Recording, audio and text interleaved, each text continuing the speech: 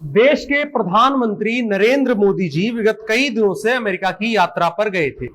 फिलहाल अब वो भारत वापस आ गए हैं और अपनी नई कोठी यानी सेंट्रल विस्टा बनाने की तैयारियों में जुट गए हैं। और कल से ये तस्वीरें भी इंटरनेट पर जमकर वायरल हो रही हैं। कुछ लोगों ने इस बाबत मोदी जी की कर्मठता की तारीफ में कसीदे पढ़े, तो किसी ने इसके जमकर मजे लिए। खैर, इस पर चर्चा कभी और करते हैं। अभी बात करेंगे मोदी जी के अमेरिका विजिट पर और क्या कुछ हासिल रहा मोदी जी के इस दौरे का। प्रधानमंत्री नरेंद्र मोदी ने 24 सितंबर को अमेरिकी राष्ट्रपति जो बाइडेन, अमेरिका के प्रधानमंत्री स्कॉट मॉरिसन और जापान के प्रधानमंत्री योशिहिदे सुगा के साथ पहली बार व्यक्तिगत रूप से क्वाड शिखर सम्मेलन में हिस्सा लिया।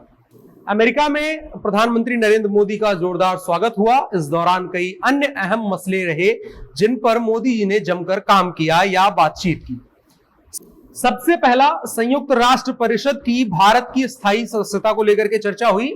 अमेरिकी राष्ट्रपति जो बाइडेन ने व्हाइट हाउस में प्रधानमंत्री नरेंद्र मोदी से अपनी पहली व्यक्तिगत द्विपक्षीय बैठक की।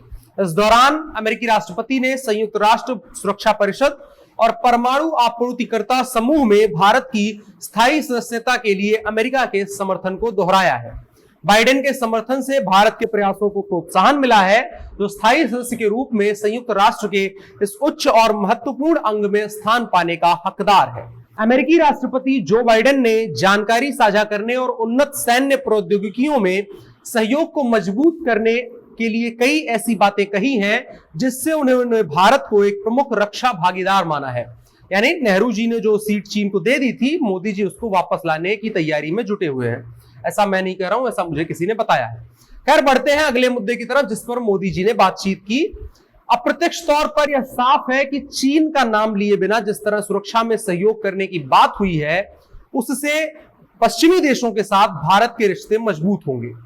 पूर्व राजनयिक जी पारसारथी कहते हैं, भारत ने क्वाड सम्मेलन में यह साफ कर दिया है कि वह मानवता के विकास के लिए और सुरक्षा में पूर्ण योगदान देगा। इस तरह अमेरिका, जापान और ऑस्ट्रेलिया ने भी भारत के लिए एक दूसरे के साथ मिलकर कदम उठाने की बात कही है। यानी चीन को पटखनी देने की तैयारी करके मोदी जी अमेरिका से आ गए हैं। तीसरी जो चीज महत्वपूर्ण रही वो ये कि भारत में सस्ती और अच्छी कोरोना की वैक्सीन बनाकर पूरी दुनिया को सप्लाई करने की बात की गई है।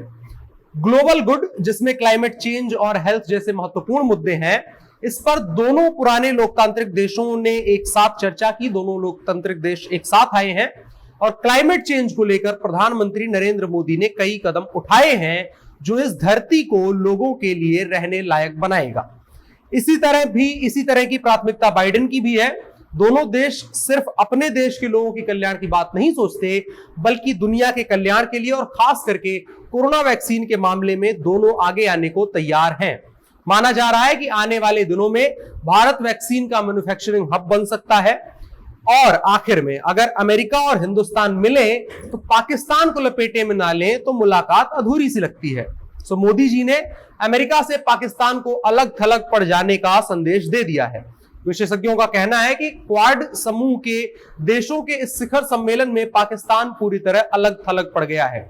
जी पारसारथी कहते हैं कि कश्मीर पर उसके राग अलापने का कोई भी फायदा नहीं है, क्योंकि पूरी दुनिया समझ गई है कि इमरान खान के पास इसके अलावा कोई एजेंडा नहीं है। पाकिस्तान ने कश्मीर पर जो बात की है उससे जाहिर होता है कि इमरान खान की सोच अभी तक क्या है। पाकिस्तान ने भारत का विरोध करने की कोशिश की, लेकिन वह सफल नहीं हुआ। भारत और अमेरिका ने कहा है कि वे संयुक्त राष्ट्र द्वारा प्रतिबंधित समूहों सहित सभी आतंकवादी समूहों के खिलाफ ठोस कार्यवाही करेंगे। दोनों देशों ने सीमा पार आतंकवाद की निंदा की और 26/11 के मुंबई हमलों के अपराधियों को न्याय के कटघरे में लाने की भी बात की है। इससे जाहिर होता है कि सीमा पार आतंकवाद के मुद्दे पर अमेरिका और भारत एक साथ हैं। तो मतलब मोदी जी ने अमेरिका के जरिए पाकिस्तान को भी लपेटे में लेने का काम किया है। बाकी स्क्रीन पर आप देखिए कमला हैरिस और नरेंद्र मोदी जी की तस्वीरें। ये भी मोदी जी का अमेरिकी दौरे का एक तरीके का कहा जाए तो हासिल है। आप जनता जंक्शन देख रहे हैं। मेरा नाम अनुराग मिश्रा है। कैमरे पर मेरे साथ है ओम प्रकाश। धन्यवाद।